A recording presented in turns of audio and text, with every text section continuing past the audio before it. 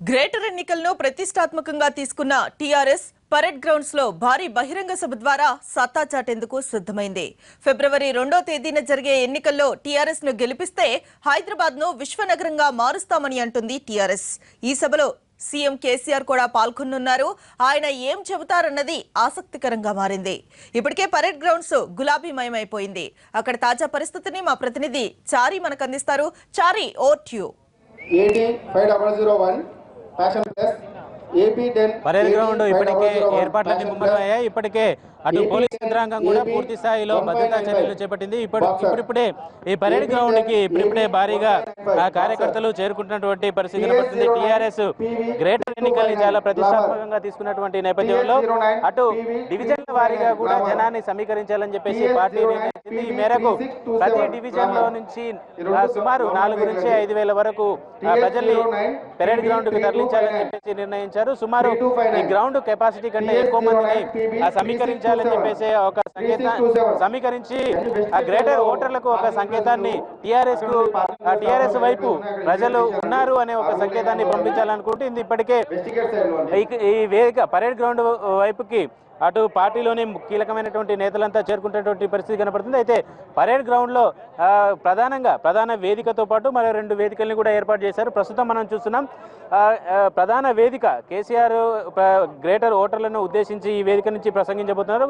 కేవలం కారు గుర్తుకు ఓటేద్దాం, హైదరాబాద్ను విశ్వనగరం చేద్దాం అనే నినాదాన్ని అటు ఒకవైపు కేసీఆర్, మరోవైపు ఎన్నికల కారు సింబల్ ని మాత్రమే ప్రధానంగా వేదిక మీద ఉంచారు.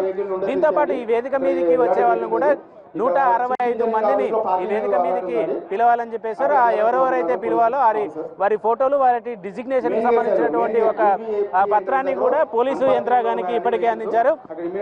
ప్రధానమైనటువంటి వేదిక మీద ఎమ్మెల్యేలు, ఎమ్మెల్సీలు, గ్రేటర్ వార్డుల్లో ఉన్నటువంటి ఇన్ఛార్జీలు ఆ వేదిక మీద కూర్చుంటారు. ఇక 2వ వేదిక మీద ఏదైతే 150 డివిజన్లో టీఆర్ఎస్ పార్టీ అభ్యర్థులు పోటీ చేస్తున్నారో ఆ పోటీ చేసే అభ్యర్థులు వేదిక మీద 2వ వేదిక మీద ఉంటారు. ఆ వేదిక మీద నుంచే ప్రజల్ని ఏదైతే భారీ బహిరంగ సభకు వచ్చినటువంటి ప్రజలు ఉంటారో వారిని ఆ వేదిక మీద నుంచే అభ్యర్థులు పరిచయం చేసుకోబోతున్నారు. ఇక 3వ వేదిక ధూమ్ధామ్ తెలంగాణ కళాకారులకు సంబంధించినటువంటి వేదిక. అది పూర్తి స్థాయిలో కళా ప్రదర్శనలు, కళాకారులంతా ఆ వేదిక మీద నుంచే ప్రదర్శన ఇవ్వబోతున్నారు. అయితే టీఆర్ఎస్ పార్టీ గ్రేటర్ ఎన్నికలు గతంలో ఎప్పుడు గ్రేటర్ ఎన్నికల్ని అంతగా పట్టించుకొని టీఆర్ఎస్ ఈసారి అధికారంలోకి వచ్చిన నేపథ్యంలో గ్రేటర్ ఎన్నికల్ని చాలా ప్రతిష్టాత్మకంగా తీసుకుంది.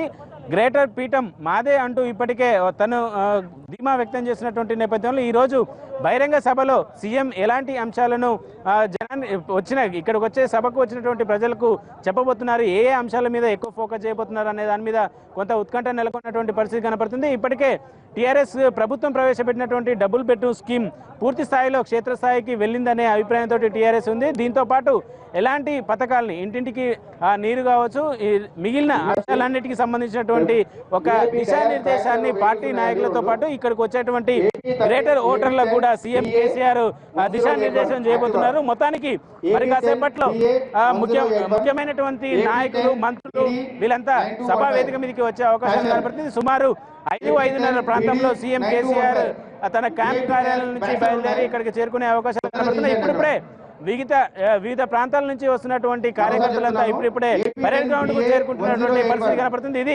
ఇక్కడి update. Over to studio. Right, thank you Chari, సమాచారం అందించిన